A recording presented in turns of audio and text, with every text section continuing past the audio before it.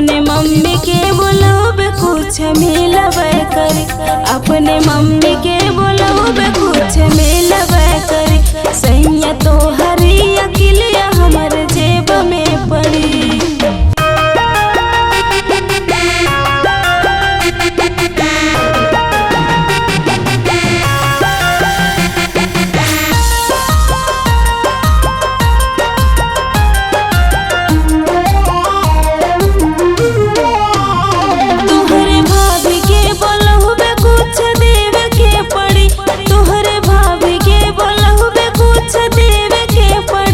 अपने भाभी के बोलोबे कुछ मिलबे करी, अपने भाभी के बोलोबे कुछ मिलबे करी।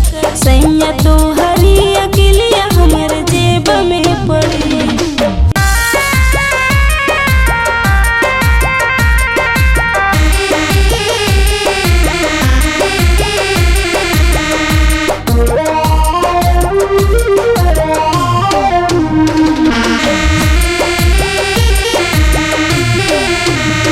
सैया ननद के बोलोबे कुछ देवे के पड़ी, सैया ननद के बोलोबे कुछ देवे के पड़ी।